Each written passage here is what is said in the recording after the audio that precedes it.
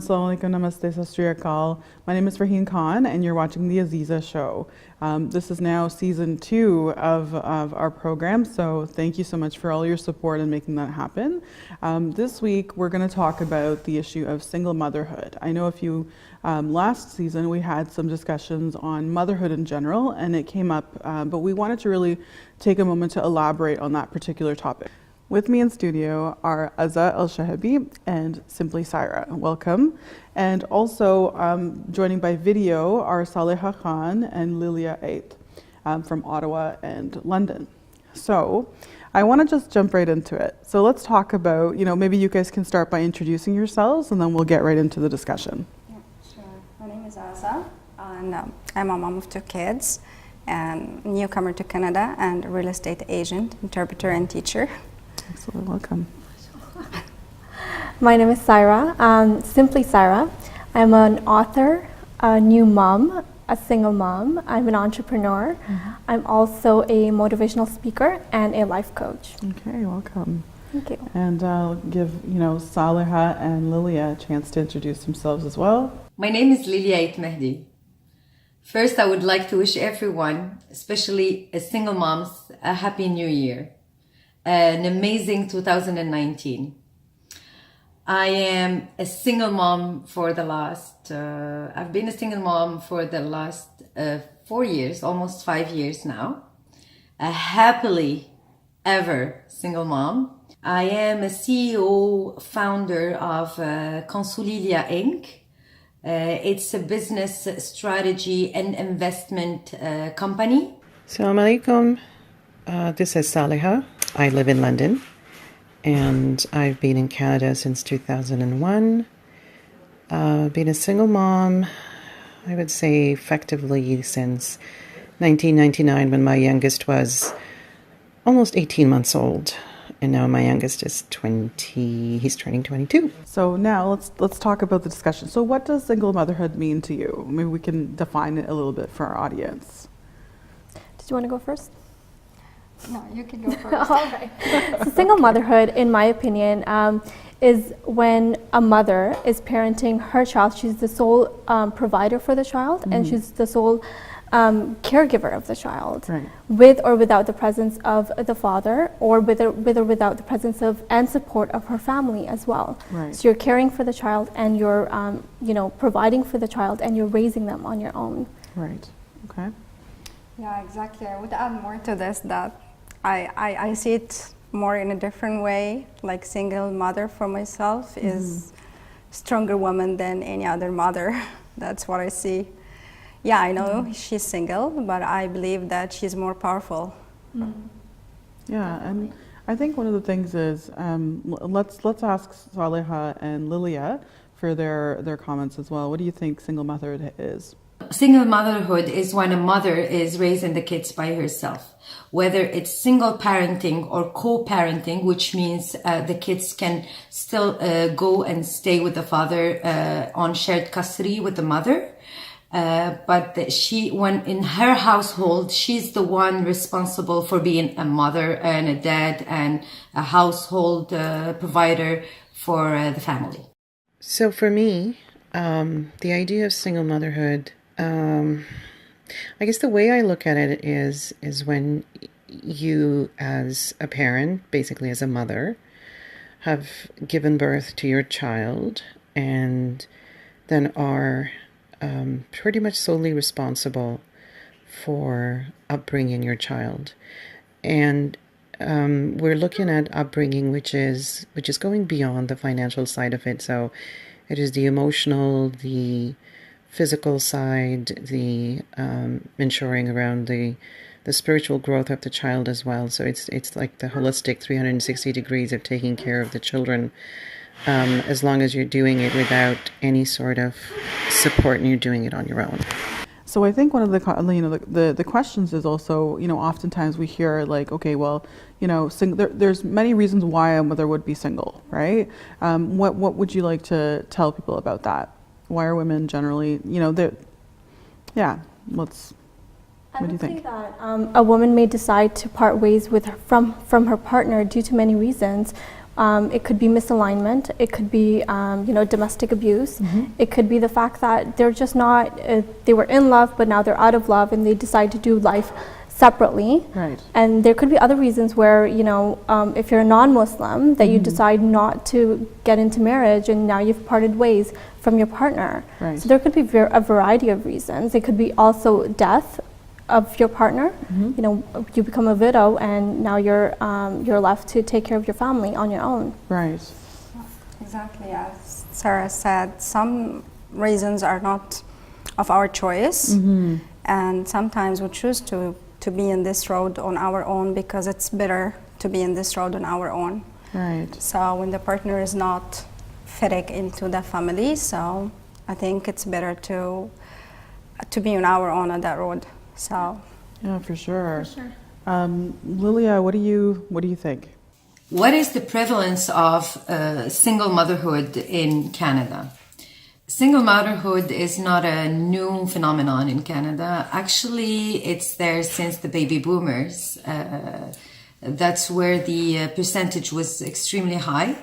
The form of the mother singlehood was different because it wasn't issued, the motherhood was not issued, the single motherhood was not issued after a separation between partners, but it was like, it started from not even being in a couple or in a partnership or in a marriage relationship for the mothers at that time. Nowadays, it's mostly from people getting separated, partners getting separated, divorced, or left alone. Thank you. And Saleha? I guess for how we look at the number of single mothers across Canada, we probably need to be looking at what this does, what the stats say for that. I don't have the number in front of me. Having said that, I would say that just looking around within my own social circle, I can safely say that there is a sizable number of single mothers. And at times, although we may seem to have a couple in front of us, which is, a father and a mother, or a two-parent family, but many a times the mother is still, could be parenting single-handedly. And so, it could be that you have a father. Great. And so, one of the other things that I think comes to mind is there's also a lot of issues around fertility these days, right? So I know women as well that I've seen that have, gone to a sperm bank and basically had in vitro done so that they could actually have a baby and not necessarily have a baby with another person. It was just, because they decided, right? These strong women that, I'm ready and I just want to do this, and, whatever their value system is, right? They choose to go ahead and do that, right? And so I think being a single mother crosses all sorts of it crosses everything, right? Race, faith, ethnicity, all of it. And so what do you think some of the challenges are? You're all single moms, so tell us, what are some of the challenges? For me, challenges were not only being a single mom and just suddenly being without a partner and no one to care for my kids except me, was also the challenge of the move from my back home to here. So it was a little bit difficult than the regular situation of being in your environment. Right. But just to be more specific about being a single mom, the challenges is sometimes that you need some hand to help you.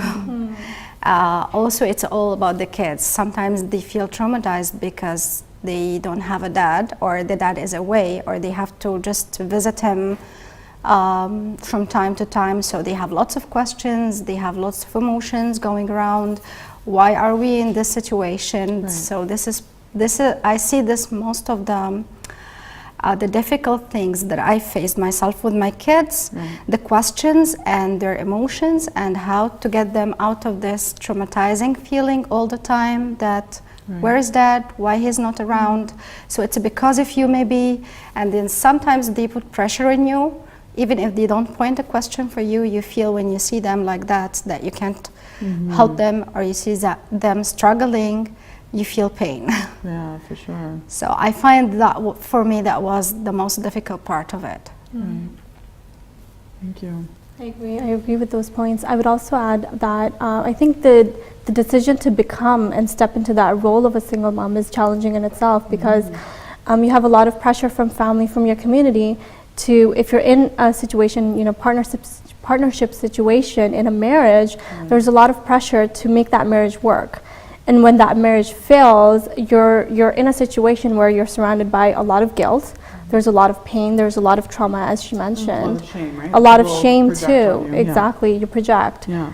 Because now you're on your own. You're struggling to make yourself, you know, at a place where you're feeling good about yourself and feeling good about the situation. And then now you have to make sure that's reflected in your child and their mental health and well-being as well.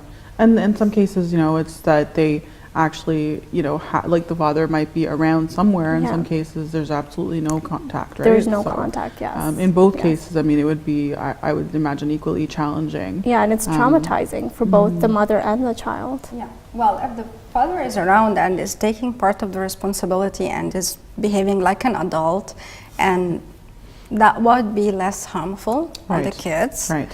But if the father just abandoned the kids and he's not around, that's really painful. And I experienced it both, so I know how it really reflected on my kids when they went back to see their dad, even though he's not taking the great part, or he's not like, they feel like he's just a visitor in their life, still they feel that they have a dad is a good thing. Right. So I would just tell all men, at least stay around, do part of the role. Do anything. For the sake of the kids, Yeah, the kids, they are not orphans. They still have a dad, so show up sometimes. That's great. I'm just going to also ask Lilia and Saleha to share your thoughts. In terms of the challenges that single mothers face, perhaps we tend to focus mostly on the financial burden of raising a child on our own, and I totally agree that is a tough one. But I guess for me, on a personal level, it was raising a child in a way that they are good human beings, that they are receiving a well-rounded education and mentorship and guidance. I think that has been something that has weighed heavily on me as perhaps the biggest challenge that I have personally found being a single mother. The most challenging issue when it comes to parenting or to motherhood with the kids is the time, to find the real time. Get organized, be organized, and spend time to sit and talk with each kid and teach him the values, get to know more about his life or her life, as for your daughter or your son. Know more about what they want, what they require, what they are missing. They are all different, and to be able to focus on their needs specifically for each one. That's the biggest challenge I found.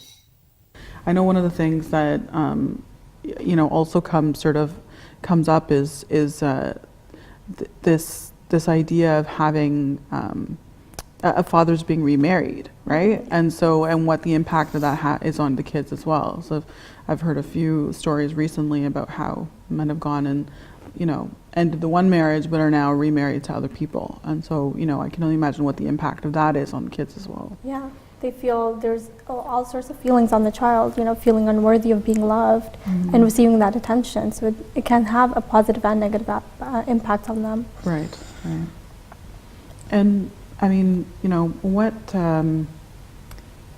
it's obviously not easy to make that decision, Yes. right? It's obviously a very difficult decision to make. Are you willing to give us some information on like, or share your experience of like how you made that decision? It took me 6 years to make the decision, and I had I actually experienced divorce from the same man once, but that was back home, and because of the feeling of guilt and shame from the society, after 1 year of divorce, I had to go back unwillingly to the same failed marriage, and that was the worst decision I have ever made in my life. And then it took me another 3 years to to take the final decision, but it's not easy on the woman to decide, because she's always pointed at as a guilty person when she decides to break the family. Right. We're just going to take a quick break and then we'll be back. Okay, we'll be back right after this.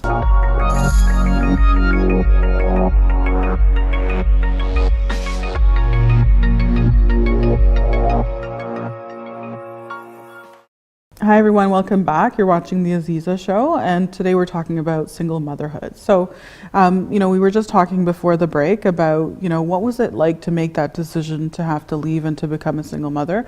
And, as you were saying, like it wasn't an easy decision. And then, Saira, what about you? For me, it was also a difficult decision. I was actually in the midst of a lot of abuse.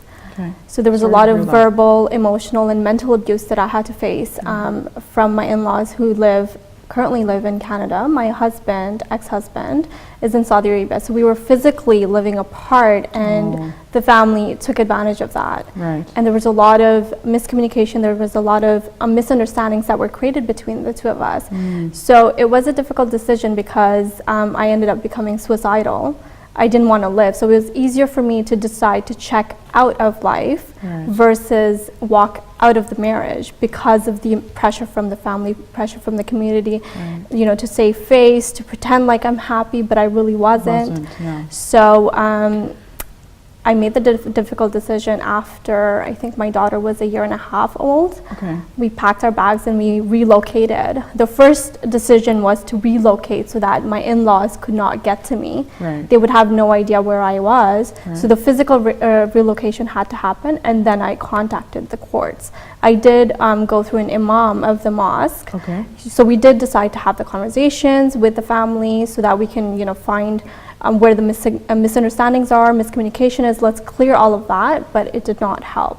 It did not help. So I eventually went to court with it, and I got protection from the court, from the family. So it was not an easy process because the family represented my ex-husband in court, and there was a lot of lies again. There was a lot of manipulation of the lawyers that took place. And it took a lot of courage for me to stand grounded and fight for what I wanted, and fight for what was right, and fight for the ability to stand, to sit in the courtroom in front of the judge, for the judge to make the decision. Good for you. That's so amazing. it was a tough but really courageous I can imagine, step right? that needed to happen. Yeah, very courageous. Yeah, alhamdulillah, and here we are. Yeah, here we are amazing. today. And what it's remarkable. I find that like how resilient women are, even having gone through so much, like you're still, doing all of these things, and then you're managing and, working and taking care of your kids at the same time. And I'm, good for all of you for doing that. It's amazing. We are powerful. We are not single moms. We're super women. You're super women. That's right. Awesome. So why don't we talk a little bit about, some of the, there's a lot of misconception out there that like single moms get all this extra government support. What do you have to say about that? I would say there is support available, but I won't say it's a lot of support. Yes, if you lack income, they would subsidize that. If you're working full time and you need, some subsidy support for daycare expenses, they would provide some of that. But the process itself, it's not something that's like a quick and easy thing. You don't get that support like tomorrow. Right. But they do supplement, and there is some support available. Okay. Yeah, that's true. I experienced that myself, of course, when I arrived to Canada 3 years ago. Right. So I was, of course, left behind by him in a market rent. So I didn't have shelter. I didn't have money to provide for the market rent, and So I had to look for shelter and or house. Yes. So there was the housing system welcoming me, Yeah. but it was also based on the reasons. So it's not all cases alike. No, they're not. Since my case had involved domestic violence, Right. and it was in the court, it had taken priority on the list. Right. So I can't say that there is no support. There is support, a very good support in Canada, but it also depends on what you have, what you're gonna give in return. What your situation is, yeah. Yeah. Yeah, for So, sure. yeah, so it was good. It was very challenging. I was so scared. My kids, the idea that didn't have money to pay for the rent Right. was so scary for me. It's terrifying, So, but I was supported until I finished my license, and they never pushed me to do anything that I didn't like. Like they never, for example, pushed me to do jobs that I didn't want to do. They were very caring to see me emotionally well. That's the most important thing for my caseworker. She was very worried about my emotional well-being, my kids' well-being. Right. I received therapy, my kids received therapy, and they always made sure that we are safe, having good food on the table. And on the other hand, so I was able to pursue my studies, and I was able to do some part-time job, and now I'm in a full-time job, and now I'm looking forward to do masters. So it's like, it's a good thing. Like, we are blessed, but it doesn't mean that we are blessed because we are single mom. I'm not encouraging anyone to be a single mom, but I'm saying there is help. If you are being abused, don't accept this, please. There is help. Yes, yes, So absolutely. that's what I'm trying to say. Excellent, thank you. Lilia and Saleha, please tell us what you think as well about this. So I live in London, and there are certain programs that are available through United Way. Perhaps we can check into what is being provided through different organizations where, I guess if you Google organizations supporting single women in your neighborhood, then that's definitely something that could be found there. And I know I'm coming from that privileged position of someone who has access to information, or someone who has access to feels comfortable enough kind of going and asking those questions. For friends and family members that have reached out to me and usually reached out on a private basis, my recommendation to them is that they need to seek out their support system by themselves.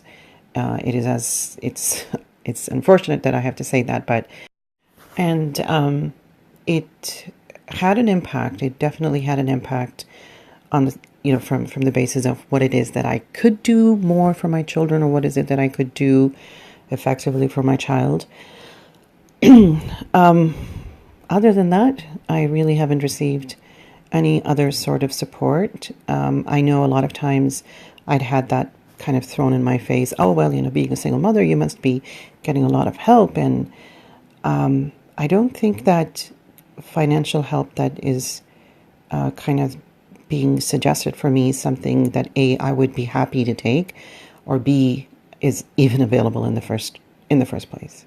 Single mother that does not receive more government help or support than any other parent, because it's regulations and nowadays, in Canada, there's no difference between a single mom or a single dad. So the law applies to both of them, and there's help and support for both of them. Lately, with more education to the parents, fathers are taking responsibilities too, to help with raising and supporting and being with their kids. What I would say is that why would it be more help for mothers than fathers? I believe in equity, and I believe that doesn't matter who's taking care of the kids. The most important thing is the interest of the child. So if the child is spending more time with the mother, then the support should go more to the mother. If they are staying more with the father, then the support should go to the father. Okay, great. What about you, Saira? What do you think about this? Like, what kind of services and supports do you think? Did you access any services and supports? I was very fortunate actually to have my family supporting me. Okay. So I lived with my family during the time that I was experiencing abuse, and even when I had my daughter, I was living with my family. I made the decision not to move in with my in-laws or Okay. move in separately. Even before I got married, I lived with my parents, and after the marriage, I lived in Saudi Arabia with my ex-husband for Okay. 7 months, and when I came back, I stayed with my family. So there was a lot of support from my family available. Okay, so I great. didn't need to tap into a lot of other support. I did hire, though, coaches and mentors from the States. So I chose not to tap into therapists locally. Right. I did my research and I looked at what are some of the teachers that are thriving in their life and business that I want to connect with in Right. terms of the life that I want to create. Right. Who are those people who are living it? Right. And there are examples that yes, life can change. So that's what I tapped into. And also because I had a toddler at that time, I couldn't just leave her at home and then go out and get education outside of home. So I Right. tapped into a lot of online resources. Right. That's what I accessed. Okay, excellent. Wonderful. Well, we're almost out of time, so I just want to take a moment to thank you all for being here. Thank you for doing all that you're doing. You're incredibly strong women, and wish you all the very best in the future. Thank all you right, so much. thank you so for much, having us. everyone, for watching today, and hope to see you next week. Take care.